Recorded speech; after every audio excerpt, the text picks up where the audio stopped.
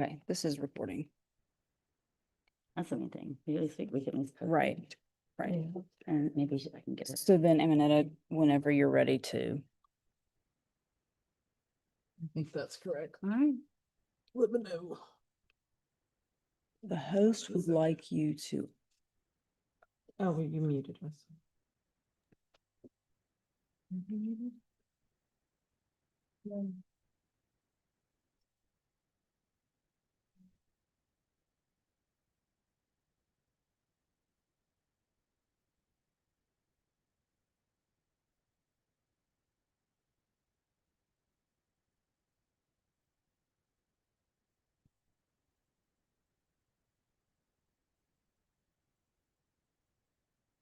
All right, is everybody able to see the screen?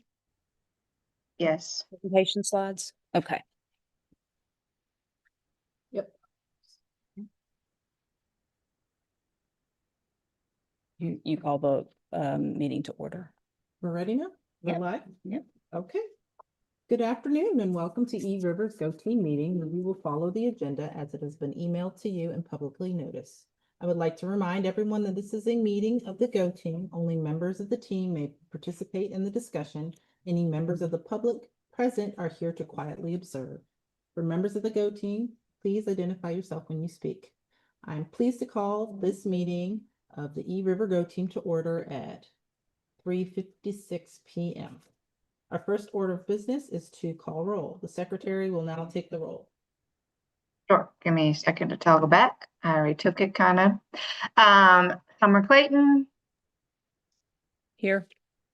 Paige Dees, I have her as absent. Erica, Here. Gregory. I saw him. He's on. Mr. Smaller.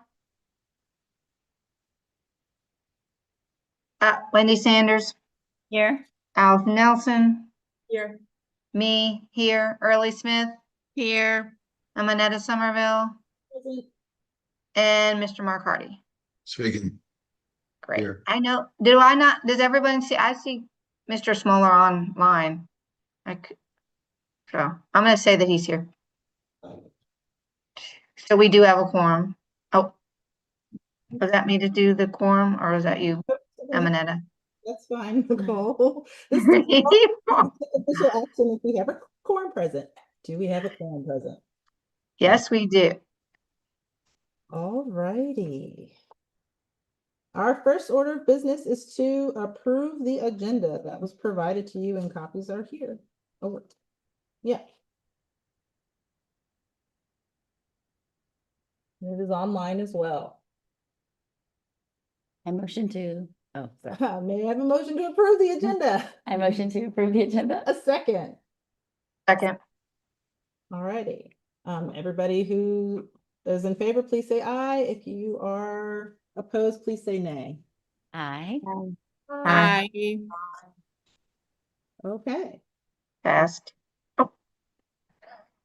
Now we will approve, review and approve the meeting minutes from our last meeting. The minutes have been provided to you. Are there any corrections? Yes. So in where it says swing seat vacant, we actually, and the minutes reflect that that Gregory Smoller nominated Mark Hardy and 8 members approved. And I believe that Mark accepted because he is here in the meeting. Yes, I did. There was one additional revision for, what was it? 3D. My name is spelled wrong. It's Amanetta. Okay, I'll change that. Right. Any other corrections that anyone sees? Spelling of names in particular? Well, if there are no further corrections, may I have a motion to approve the previous meeting's minutes with the amendments? So moved. Second? I second. All Who in- was that second? Oh, sorry. Who was seconded? Sorry. Wendy? Thank you. I'm All- on the note page, so I can't see who's saying what. Go ahead. All in favor, please say aye. All Aye. opposed, please say Aye. Aye. aye. Okay, do we have any additional items for our board? No, we do not. Discussion item. We will now move to the discussion items on our agenda. The first one is the school strategic plan. All right, so that is me. So last 2 weekends ago, maybe, was the G3 Summit, which was the Go Team Summit for all new and maybe returning Go Team members. It was optional, of course. But that presentation was really informative in that they talked a whole lot about the new strategic plan under Dr. Johnson. I believe a draft plan might have been shared last spring. And so, I want to tee everybody up on we will be creating a 25 through 2030 strategic plan in the course of this part of the semester of this school year. Before we do that, though, we need to look at the previous strategic plan. Now, here's kind of an interesting thing about what they said in the strategic plan, because this piece has been confusing me a little bit. So the school writes a strategic plan that aligns with the school district's strategic plan. Both plans are 5-year plans. Then the school writes a continuous improvement plan that also is in line with that strategic plan, but it basically covers the strategies that are going to happen in the current year. Okay. So what we're going to, and the reason that I bring that up is because this is what I was shown as the strategic plan for E-Rivers. However, notice that it says 24-25 strategic plan. So really it looks like this was kind of serving as a continuous improvement plan. It doesn't matter at this point. What we're going to do is we're just going to take a look at what the key parts of it were by looking at the strategic plan priority ranking. So again, these were the things that were presented last year around this time from Dr. Waller. And so these 9 things were the school's priorities from highest to lowest. So I'm just going to give you a couple seconds to review that.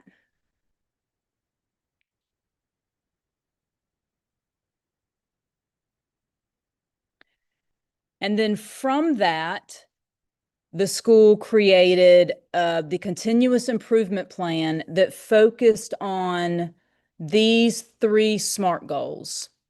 So in the areas of academic program, there was a focus on literacy. So the top goal was what the school and the Go team came up with last year, that the percentage of students who scored proficient and above on ELA GMAS will increase by 3% from 55% to 58%.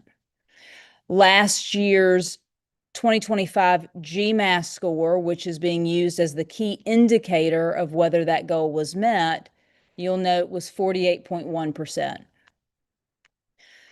Then the second SMART goal was in the area of math, with the percentage of students who scored proficient and above on MAP. So now we're looking at MAP, increasing by 3% from 46 to 49%.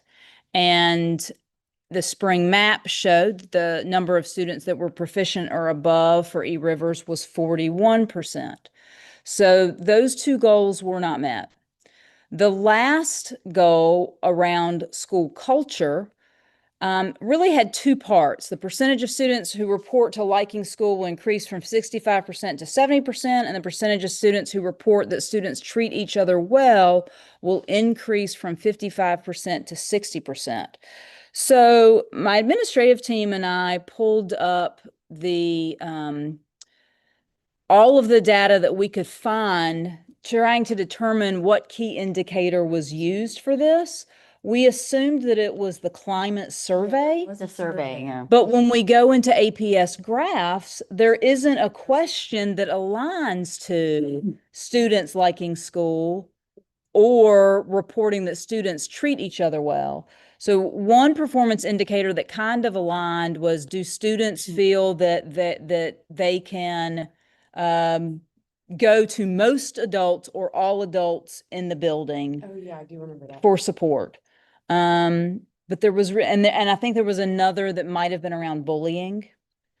So, you know, I will keep looking and trying to tease out what the key indicator was. Anybody that was on the Go team last year, do you remember what indicator you all were using? I don't, I don't remember this slide at all. I don't remember that slide at all, or those SMART goals. I know the one before it, we did go through all that, and we Right. honed in on, and we refined how we worded things and reprioritized. So Yeah, I don't remember making these. this particular slide was not part of the presentation that Dr. Waller made last year. This is how they wanted to put it, us to put it in for this year. But I pulled these directly from the continuous improvement plan that was presented in September of 2024. And I pulled it straight from Dr. Waller's slide deck. So what was your understanding of the goals? We definitely talked about the first two. Okay. Just being proficient with math and English. Okay. Like that. We Yeah, I don't talked remember the extensively SMART on goal those. being like, I don't remember the like percentage. tossing, I never like remember creating that as a group. Okay. Do you No. remember that as a group? No. And I think the cultural one is paraphrased from like this Summer, what you said earlier about where you think you were trying to match what the kids would answer.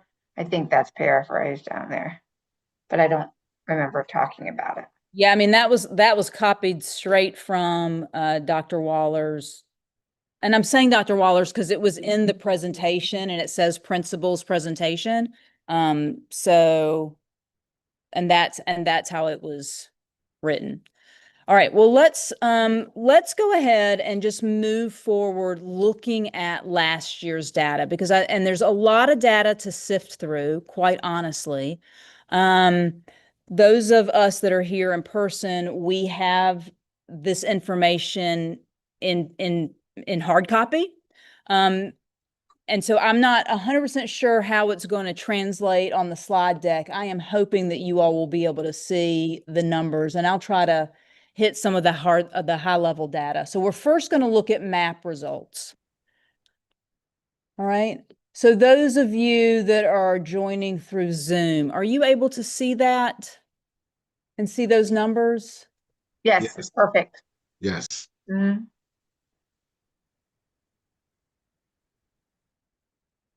Yeah, that's been bugging me.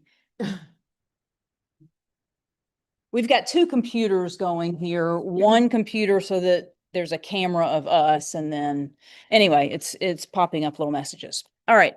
So this obviously is the number of students, or the percent of students proficient and above in each grade level. And it shows the spring map, so how they scored last year in the spring on map, which is meant to match or predict how they're also going to perform on GMAS. And you can see from the numbers that it's relatively close, right? It's relatively close. And in the places where there is a little bit of a discrepancy, typically students scored better on GMAS on the end of your milestones than they did on MAP, which is great news for us, right? It may show that MAP is just a slightly more rigorous, which is great preparation for GMAS. So with our new standards, our math standards, it has changed.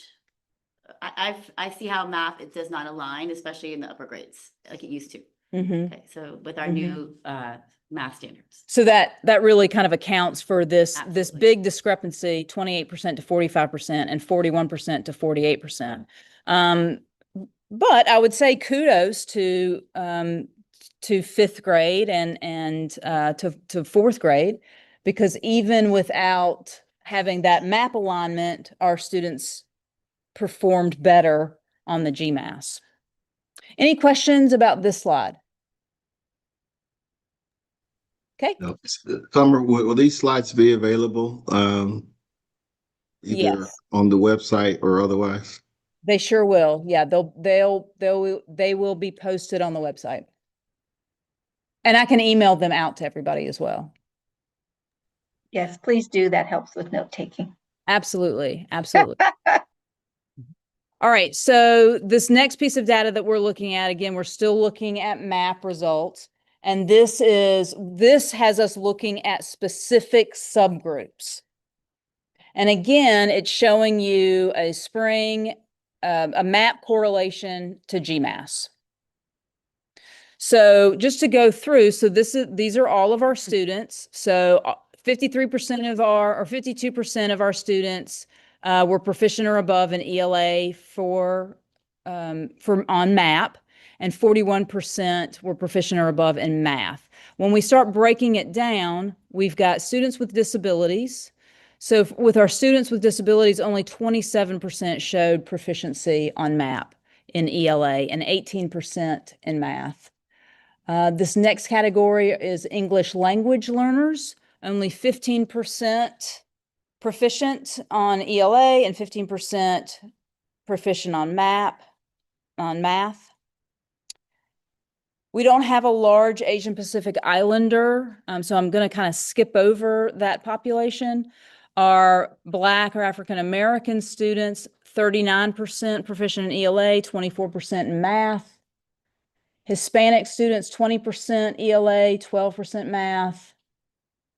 Two or more races, 55% and 45%. And then our white students, 86% and 76%.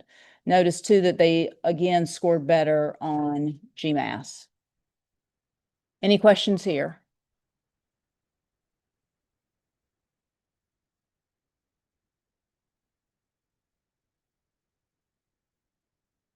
So this is where I would prefer to spend just a little bit more time. This is looking at growth, right? And achievement is important, but what you're going to notice in looking at these slides is sometimes our kids come to us already achieving. We want to make sure that we are hitting the mark and that every kid is growing and that every subgroup is growing. So just as a quick explanation of what this looks like. So this line that you see right here, so I'm on the far left and looking at the Asian subgroup. The line above indicates where the district fell. So for our Asian population, notice that number one, from fall of last year to spring of last year, it does not look like our Asian population grew. Additionally, we were below where APS was for our Asian population. And so you can kind of use that and go all the way across. So we've got our Black or African American students outperforming the district average, which is great, but also from fall to spring, not showing growth. Our Hispanic population below APS, but showing growth in math from 17% to 21%. Two or more races below APS, but showing growth. Our white population coming in at the beginning of the year, commensurate with APS, but whereas APS grew, our white population in math overall did not grow. So let's do the same thing for reading. Again, Asian growth, but below APS. Black or African American above APS, but not showing growth. Hispanic population not showing growth. Two or more races. Hispanic population showing growth, but below the APS benchmark. Two or more races showing a little bit of growth, but still under APS. And our white students close to where APS is standing, and our white students did show nice growth in reading. Questions or comments regarding this slide? Oh, Summer, with the two slides, and I don't know if this will be the point to ask this. I guess, what is your interpretation of it? And And is there any action to result from what you see? So, so yes, there is. And there are some things that I definitely want to point out that are in a little later slide. So can we pause that question and I'm going to get back to you, Mark. Okay, good deal. So this next slide are the students who met their projected growth on MAP math. So the green indicates that they met their goal. So this is just a kind of I mean, you can just kind of see based on the numbers, fall to spring on math is at top and fall to spring reading is at the bottom. And at the very bottom is the science. So again, you're looking at certain grade levels, like kindergarten, for instance, had a very large percentage of their kindergarten students meeting their projected growth. Whereas our fifth grade in math, notice that only, roughly 28% of our students met their projected growth. So this is an area that we really want to focus on, and we want to really drill down and determine what is happening, and what strategies we can put in place so that our students are growing more. All right, so because we are seeing trends with these specific subgroups, Black or African American and Hispanic and Latino, we felt like it was going to be really important to compare those subgroups to how our white students are performing, particularly because one of the things that is often talked about, and Mark, this kind of gets to your question, one of the things that is often talked about is how at E-Rivers, a larger majority of our white students are in DLI classes. They're in dual language immersion classes. And so comparing our Hispanic population and our white population is important for us to do because it helps us to understand what is happening in the classroom to meet all level of student. And I'll tell you, it's a bit of a heavy lift because the discrepancy between many of our Hispanic students and our white students is large. We've got a good number, and Nicole can speak to this, we've got a good number of gifted population, white students in these DLI classrooms. And then we also have a large number of our Hispanic students in ESOL, English Language Learning. All right. So when you see that in this case, our Hispanic students demonstrated nice growth, right? And falling below APS's average in the fall, but then showing that growth and getting to the APS average by the end of the year.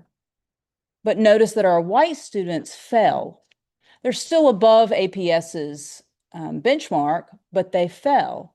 To me, that indicates that we are designing our instruction more to fit the students that need more support, and we are not enriching and challenging enough our white students in order to get them to grow from where they were at the beginning of the school year.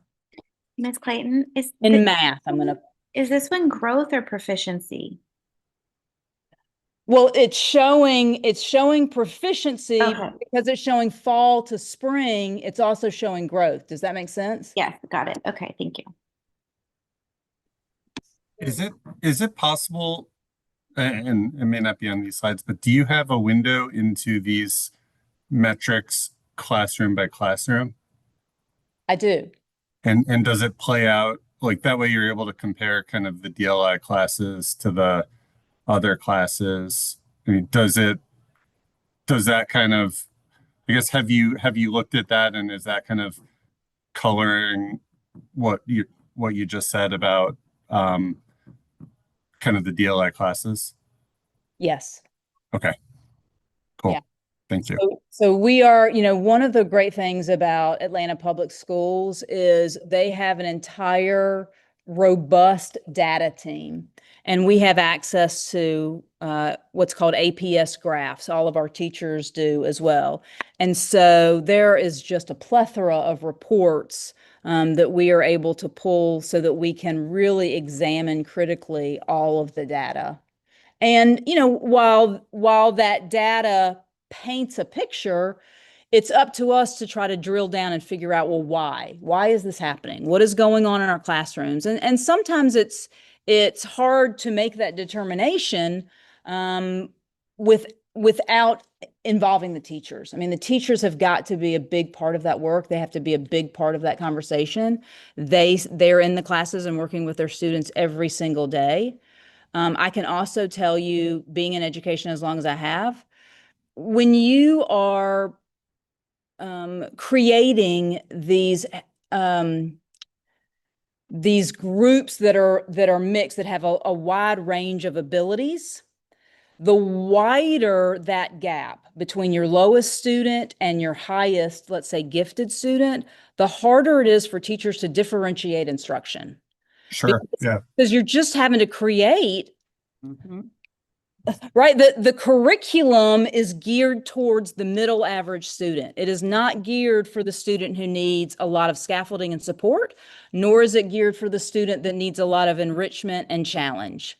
Yeah. And so then teachers are having to make instructional decisions on how to meet the needs of both of those populations.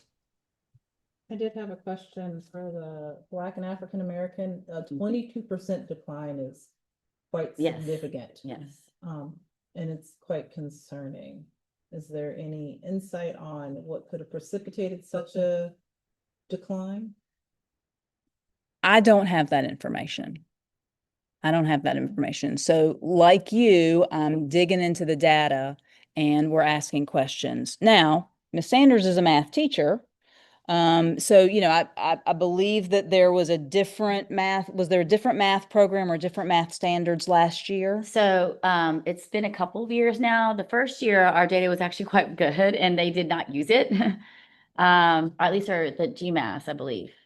But I started noticing right then that MAP was not, it was harder. Okay, I remember it was just way easier to enrich with our prior math standards and programs. I'll just tell you that. Yeah. Okay, so that as a teacher with all the different levels, right? And I don't even have the same levels as a DLI class. That's even deeper. Yeah. Okay, so I do notice that over the years. It is harder that the math standards have changed, not a lot, but enough to where I just noticed certain things that MAP says should be a fourth grade standard is not even touched until sixth grade. Like often I'll see that. And as a teacher who has kids who can, you know, first grade level all the way up to, I have kids who can do eighth grade math, right? I'm not able to sort of get some of those standards in or give them exposure to them to make that progress on MAP. Like for example, they have mean, medium, and mode. Those things that's just one thing that popped up. But there are so many different it's not coming to me now, but there are different topics or standards or topics that show up as what a fourth grader should be doing, but it's nowhere near our standards. And it was never near our standards, but it's even further away, is what I'm noticing. Yeah. Can I jump in on that to Please. piggyback on Wendy? I think you're seeing why you're seeing standards that are on MAP that you're saying that you're not covering in a grade level, because let's keep in mind, we used to use MAP as a gifted test to get into gifted as part of their achievement. So again, MAP is not just always testing just the standards it's not just testing the standards that's being taught in the classroom. So I think that's where we're having a hard time, those who are coming in already high, seeing growth on the MAP with them, because you're still teaching, for example, Wendy's still teaching fourth grade standards to our students, because that's what she's, expected to do and required to do, right? So I'm going to push back on that just a little bit. And that is, MAP is a computer adapted test. Mastery. Meaning that students who are already showing mastery of certain fourth grade standards are going to be given opportunities to answer questions. And what it does is then it's constantly leveling out, right? So you get one question right, it might give you a little bit higher question just to try to figure out where exactly you're landing. If you're not getting that question right, it goes a little bit lower. So it's constantly, it's not meant to only test on fourth grade standards, unlike GMAS. But again, when we went and we looked at the GMAS and how their proficiency on GMAS corresponded with their correspondence on MAP, we saw that they were pretty much aligned, with the exception of fourth and fifth grade, where GMAS was actually more, no, We did higher on right, we GMAT. did higher on GMAS. Right. Yeah, so And I could have predicted that. let's move forward because we've got a lot of ground to cover. So here is the same graph, but now we're looking at reading.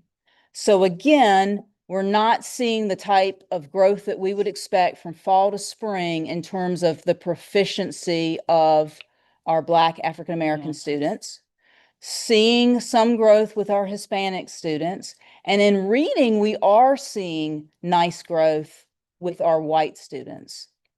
So to Amanetta's point, we really have got to drill down and see and understand what is happening with our African American students and what are the things that we can do to lift that population up, that demographic up.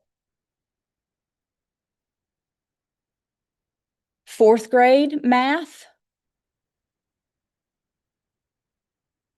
So here with fourth grade, we did see nice growth with our Black and African American students. We did not see great growth with our Hispanic students. And as you can see, they are even more significantly below APS's average. Our white students also not demonstrating growth. So we're seeing more failure to meet that growth in math than we have in ELA. So let's look at fourth grade Now, ELA. We're looking at milestones. This is well. This is still MAP. This MAP, is okay. all MAP. Yeah. This is all MAP. Oh. We're going to get to milestones. All right. So fourth grade ELA, same thing. We've got African Americans showing a great deal of growth, Hispanic students not, and white students not showing growth, staying the same. Again, white students' achievement is higher than the APS average, but we really want them to grow. And then here is fifth grade math. So unfortunately, fifth grade math, similarly, we're not seeing any growth across the board. Fifth grade math, according to MAP. And for our African American students, a significant decline. It starts to get into such specific. Fifth grade ELA, a little bit of growth with our Hispanic population. It's hard. Much higher than ours. So that's what are they doing? Any questions about these last few slides showing? I'm just wondering what if the parts where we're below, you can see we're above district on a lot of things. But when we're below, I'm like, what are they doing? Then we're below and they're getting it. The district is, the averages, but we're not Right, even close on some of these. right. Especially with the achievement and then our Hispanic with the growth, with the, this is the growth, right? Yeah. Yeah. Because it's showing their fall scores compared to their spring Yeah. scores and the percent of proficient, meeting the proficient benchmark. All Will right. we be able to get information on what the other schools in the district are implementing? Like, Absolutely. is it just, are they utilizing different strategies? Because they showed some growth in all areas where we had more variance. Mhm. Mhm. Yeah, I mean, I don't know, again, being new to APS, I don't know how that plays out. We have a math coordinator that is just for the North Atlanta area. We also have a math instructional coach, and she goes, actually, I don't even know if Courtney has gone to any math development trainings this year.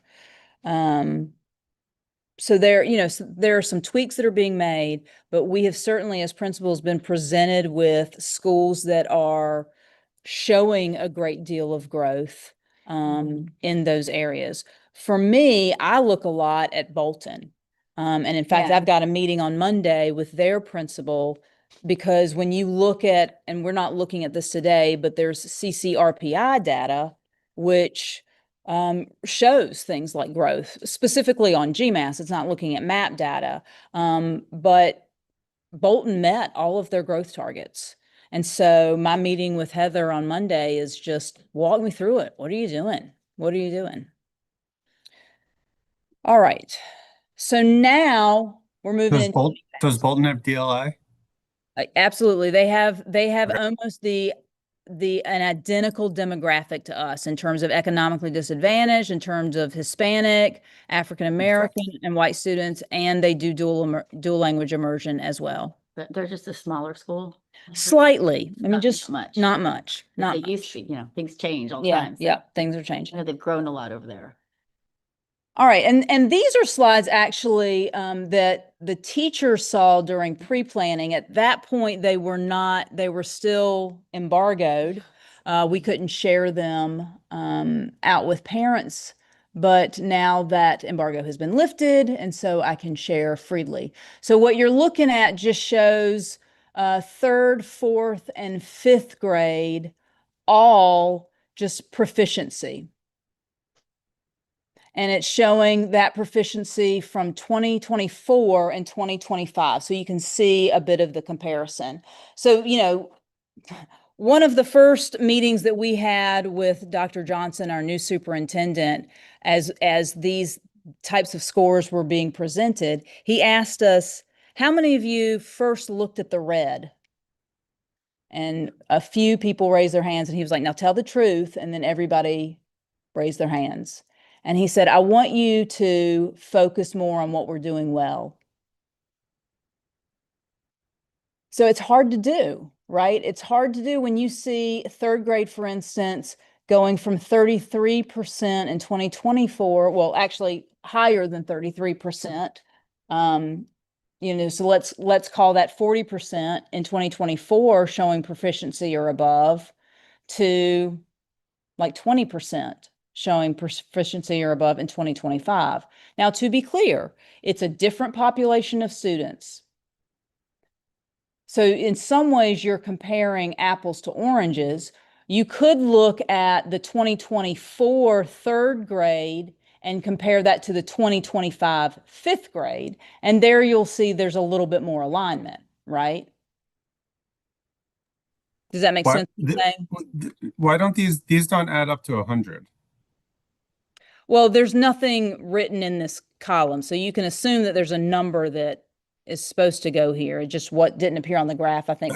So that would be, I mean, Yeah. 37, 63% in the green. If you add the light If you green, add the dark green. Okay. So, but you're really looking at what, regardless, the red and yellow is increasing, for like, multiple, quite a bit right. for third grade. Okay. So the third grade 2024 cohort, this top line, would have been fourth graders last year, right? So Oh, okay. right. Does that make Say sense? that again. All right. So The Okay, so students that third were grade fourth graders 24 would be 2 years fourth grade ago 25. were So that's fourth fairly graders last year. consistent.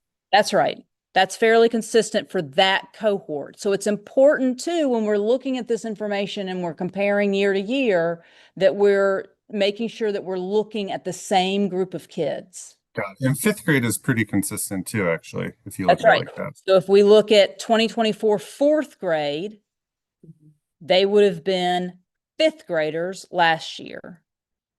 So yeah. it's almost completely consistent with the exception of this exemplary population. when they were fourth graders. So if you use that, we're making progress, just not significant. Yes, I mean, for me though, it doesn't even, and there's actually a slide that's going to show you specifically the delta there. So this is just looking at third grade. So third grade ELA and third grade math. So it's differentiated based on content. Again, if you want to make, this is a different group of kids. So that's important to note that this group of kids, 2024, were fifth graders, and this is a whole different group of students in 2025. So this is not really a great like way to look at these numbers, right? Well, it tells a story, right? It tells a story about what the cohort looks like in third grade from year to year. Okay. And essentially, are we seeing patterns? Are we not seeing patterns? What could that be attributed to? Okay. So this is not growth necessarily. It's a snapshot. You have It's to a look at it as a snapshot just snapshot. of that grade level. Yeah. Just of that grade level at that end of the year on the GMAS. Right. Coming from a place where I wasn't seeing scores like this, we were seeing a lot more green. I will be honest and say that for me, I see these scores and I'm like, gosh, we've got some work to do. And I do think that's true. I think we do have some work to do. And I think that becomes more apparent as we kind of go on. But just this is a snapshot of third grade. This is a snapshot of fourth grade. Just comparing one cohort to the next, year to year. We're seeing a bit more green across the board in fourth grade than we did in third grade.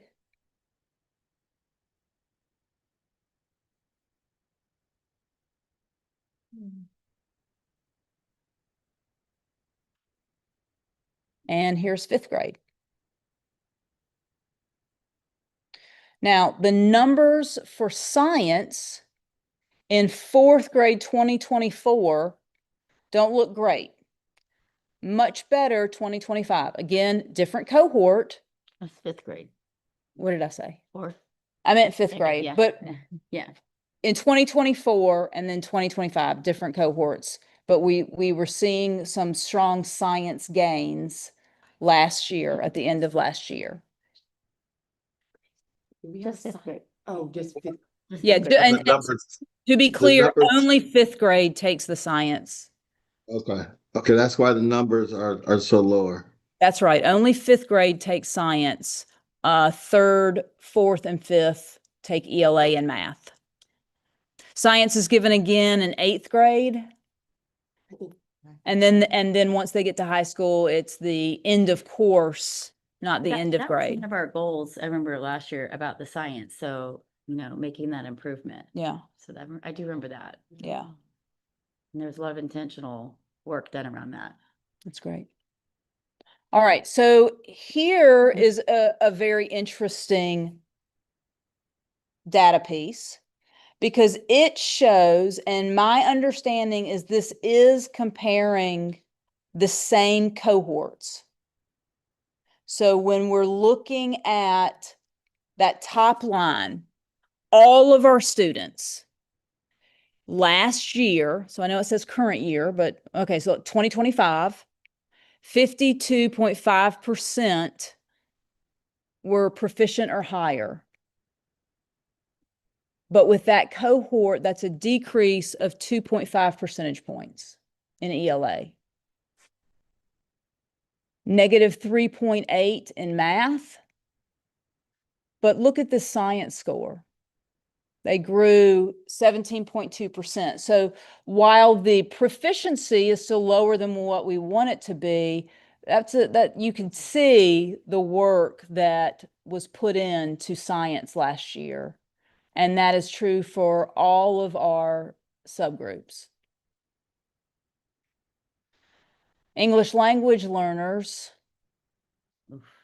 negative This is 14.9. school-wide. This is school-wide.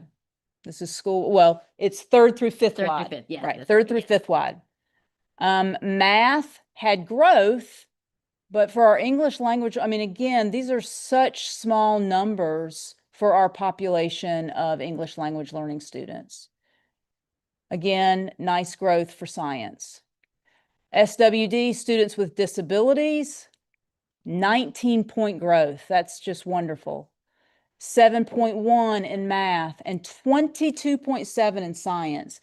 Miss Karen Giles is our special education lead teacher, and her team of special education teachers really, Miss Nelson being one of those, really is doing a lot of work around looking at the data, setting goals for specific students, and working as a team to come up with strategies to push those students in terms of growth. And as you can see, that work is paying off for those students.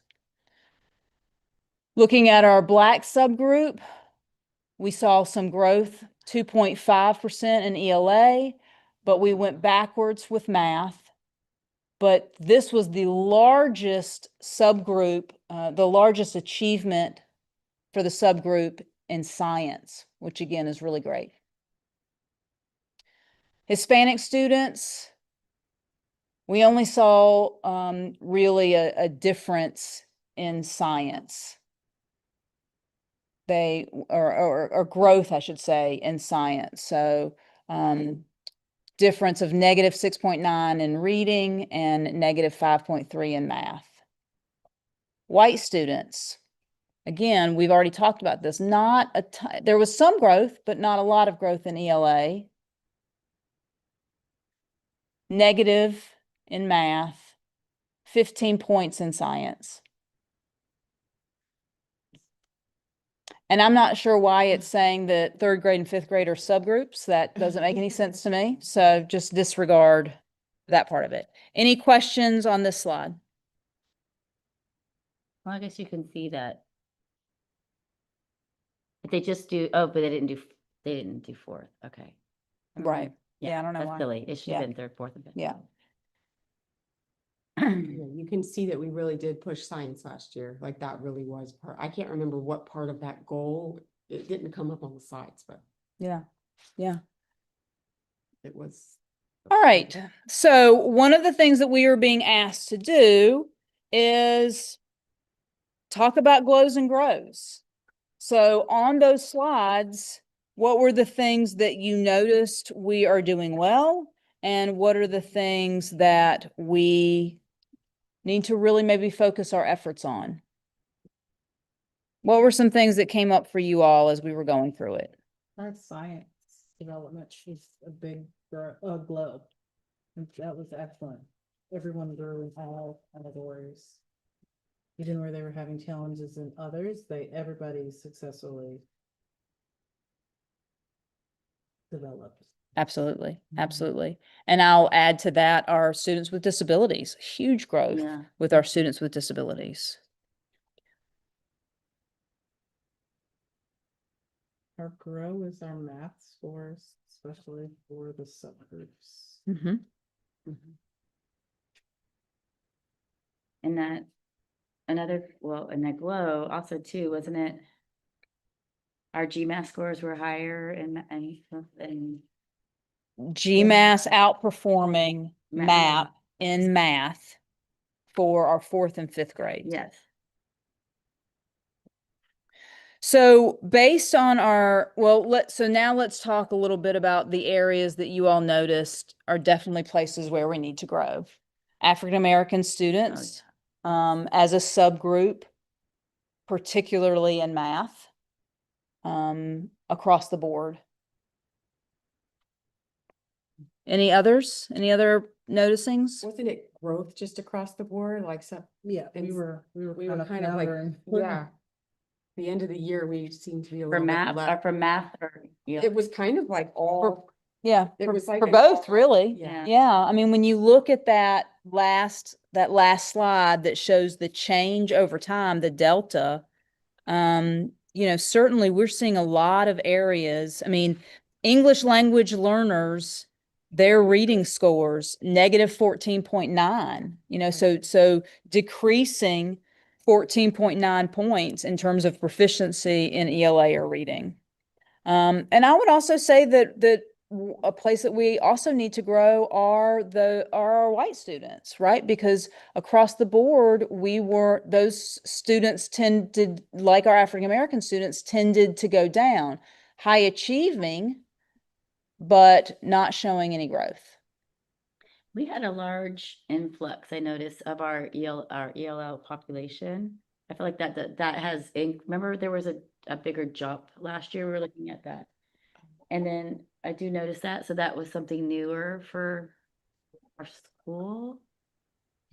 I noticed that, do you guys remember that? As I far don't as remember how much it was, but I do know But that. yeah, But wouldn't that be a small percentage? Like it wouldn't move the needle that much, would it? Wendy, what are you referring to? You mean we had a lot of ELL students coming in from different countries just last year? Is that what you're referring to? Or did I miss? But as far as how is it going to show up, I know for around fourth and fifth, I saw that, but I don't know what's happening in third grade hall. So, but I do also remember Dr. Waller at one point talking about, we do have our percentage of ELL kids have increased steadily. So that's all, just something I'm noticing, and that could be something that, and if we are coming in from other countries and are at level 1, that could explain a lot of the ELA, low growth. So I wonder, before, if there were less children, or if there were kids who were not at that whatever level in their ESL life journey, if they were level 1 or 2 before, that's all. So what I hear you saying, I want to make sure I'm capturing this correctly.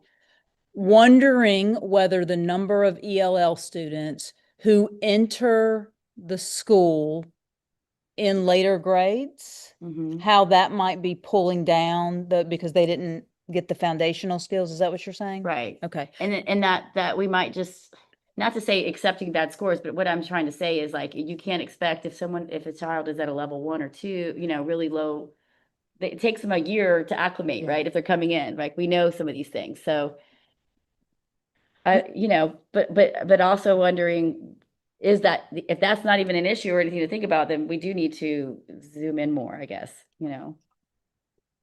That's such a variable to me. Yeah, absolutely. And I guess one of the growths was understanding what the other schools in the Right, district are yes. doing to meet the standards. Mhm. Because we are This- significantly below. That like was you were alarming to saying, the me. district. Yeah, I was like, so Absolutely. they're getting all Absolutely. this stuff, this line. How do we fill that? Well, and it's about figuring out how we can work smarter, not harder. Because I'll tell you, the teachers in this building are working their butts off. I mean, it really is a situation where everyone is trying, but it doesn't seem to be sticking. It's not meeting our students' needs. And so we have to figure out if it is a curricular problem. Is it because the resources that we are using isn't meeting the need? Is it because of how we are organizing our classes? Does departmentalization have anything to do with anything? Are we seeing more success in our upper grades when Wendy, for instance, is able to focus in just on math and science and not really have to plan for ELA and social studies? Whereas a third grade teacher has to plan for all of those subjects. So, really trying to dive deep and work with the teachers to go through this data and brainstorm what might be happening and how can we make small tweaks and see if that is improving what we're doing. But, right now our teachers are, I dare say, overwhelmed with our new ELA resource, benchmark. There is just a lot of angst around grading of that material because it's a spiraling curriculum. There's a lot of angst around just the number of things that have to be done within that 90-minute ELA block. Those are just a few examples, but my point is that we really have to come together, not just as a Go team to solve these problems, but as a collaborative staff to do better for these kids. So one of the questions, yep. So Summer, a couple of things. One, I would be very curious to see what the staff narrative is and what some of their what their assessment is after they analyze and digest the data. At least that'd be one question I would have, and kind of get their feedback.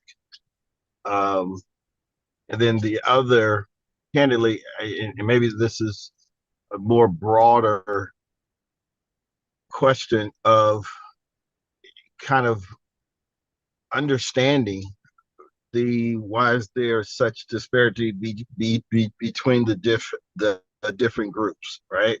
Right. And wondering why, especially on this early age, I would try to understand, is there, and kind of look at the earlier ages, maybe even, I guess, the data that we have is at kindergarten, but really understanding that. And is there something happening outside the school that creates that, or something else?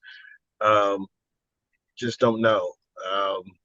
And obviously, if that being the case, that would be somewhat beyond the school's control. But I'd be very curious to see, especially at this age, why at these grades, the early age, why there's such disparity between the different groups.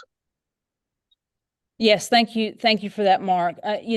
One thing that I am going to lift up for consideration is when we look at the largest percentage of our Black students, they are not in those DLI classes.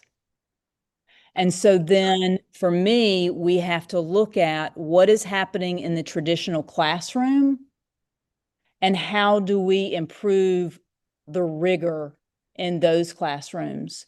I come from a school district that spent a lot of time exploring culturally responsive pedagogical practices and the impact of those practices on the brain. And the science is very clear that for a lot of our students of color, we dumb down the standards. We provide too much support. We provide too many too many scaffolds. And that does not lend itself to growth. Teachers think that they're doing the right thing because they want the kid to have a good grade. So they are offering scaffolds, they are offering all sorts of things, but they're providing too much support. So the grade isn't actually reflecting independent work. So, when I go back and look at the Go Team strategic plan priority ranking, which I've put up here on your screen, the highest priority was providing rigor to all students. Right. And I would say that is the place that I would say eRivers has not been focused on. Or at least I can't tell you what strategies have been put in place in order to provide rigor to all students.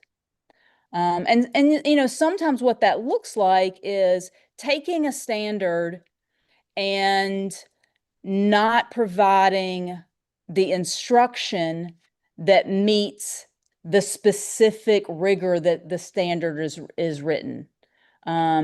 Maybe they're teaching half of the standard, or maybe they're trying to stick with a pacing guide and they're moving through the curriculum too quickly. That happens. Right. And that is something that we've been talking about as well. So again, all of this for me becomes a collaborative deep dive with staff like you're saying, Mark, to analyze and come up with clear strategies. The Go team can do that all day long, but if the teachers aren't bought into it and the teachers don't see what impact this is having on their students, we're just throwing mud and trying to see what sticks. Is there data? I know you mentioned that APS has other data points. Is there ability to extract out the DLI from this data? There is, yes. Okay. Yes. And I am happy to do that and present that at our next meeting. And then also, I guess, somewhat kind of curious to see how the data compares to the other schools in the cluster. Yeah. Yeah, so I can tell you that E-Rivers, when you compare us to Jackson, Sarah Smith, Bolton, and Garden Hills and Morris Brandon, we rank third or fourth, depending on the subject area and the grade level when compared to those other schools. Again, I tend to look at what Bolton is doing more closely because Bolton has almost the identical demographics to what E-Rivers has.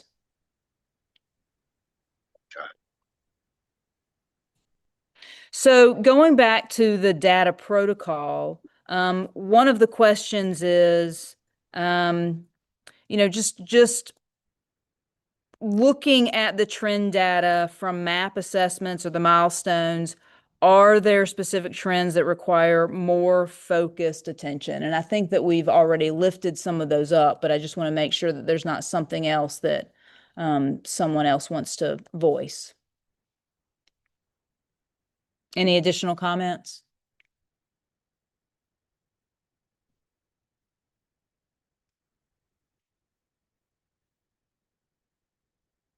So I'm going to just go back to the last slide that we were on.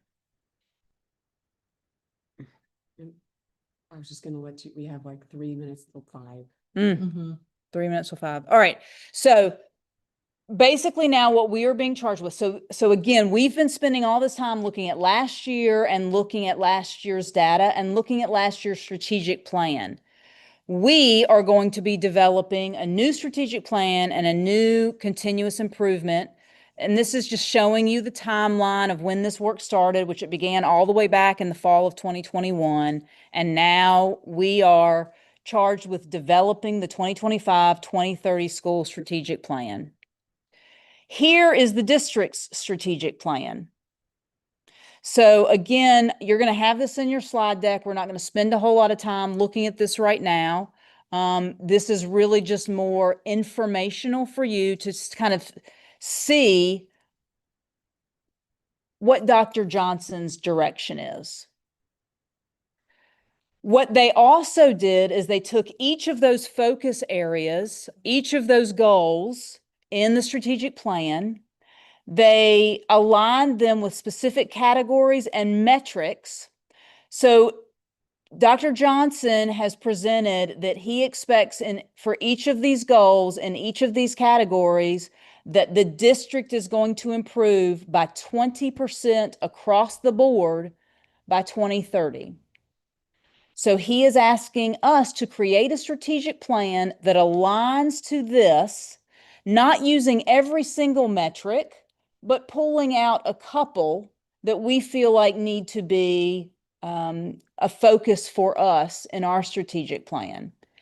And what they did is they showed and this is just E-Rivers data for each of these things, what our current key indicator is, and what, if we added 20%, it should be by 2030, and the change that we would need to make. So just a couple things that I'm going to throw, a few things I'm going to throw out. Literacy, but that's measured by literacy, third grade students, has a large change that needs to be made there. That's a big gap. Same with kindergarten students and G kids, but I'm going to tell you there's some subjection there. So, and we can talk more about that later. Here's one of our largest, and we've already identified that proficiency of our Black students. There's a 26.3 gap of where we need to move. That's the biggest. That is absolutely the biggest. The second biggest is our economically disadvantaged students. So we didn't see a lot of data in the previous slides. But we have it because it's here, right? Now, again, our current key predictor or key indicator is at 62%, but still, no, I'm sorry. I'm looking at the wrong one. I was looking at growth. So proficiency of economically disadvantaged students is only 25.6%. And they want it. So an area of growth there. And I think that strengthening our instructional core really should be the main focus of our strategic plan. This one area of our climate survey, We Are Caring for Every Child, has to do with student-staff relationships. And that's the one that's the percent of students feeling comfortable going to most or all adults in the school for help. Amanetta and I kind of talked about this a little bit. I've got two sons, an 18-year-old and a 15-year-old. And I think if I asked them if they were comfortable going to every adult in their school for help, they would say, absolutely not. They would say, I'd go to this teacher or this teacher, but half of more than half of those teachers, those students don't know. So I find this to be kind of a tricky indicator, but it is what it is. So what we are going to be doing is we are going to move forward with the development of a strategic plan. It is my suggestion that we come together and do that work in a work session after I have had an opportunity to dive into this with our staff. And then bringing those results and those ideas back to the GO team so that then we can really determine what we want our focus to be over the next 5 years, and we can begin crafting that strategic plan and then crafting our 1-year continuous improvement plan. Just a real quick, we talked a little bit about leveling. I wanted to give y'all that update. And this was beginning of the year, really. Our budget was based on a projected enrollment of 658. We fell short of that on the 15-day count. We were only 628 enrolled. That's a difference of 30 students. We had in our reserve 147,000, but to make up that difference of 30 students, we needed $178,000. Fortunately, they have held us harmless for the difference of about 30,000. So it wiped out our reserve. So we don't have any extra in the bank to do if there's an emergency or we find that there are other projects that we want to support. We no longer have that reserve. But we did not have to eliminate positions, really touch our budget in any way other than that eliminating that reserve.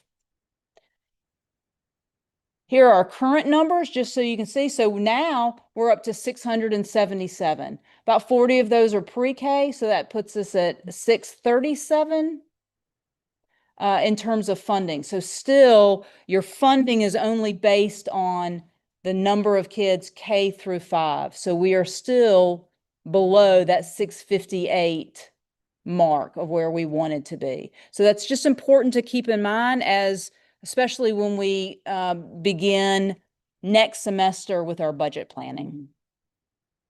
Real quick update for our comprehensive long-range facilities plan. Largely it's quick because we're not being touched.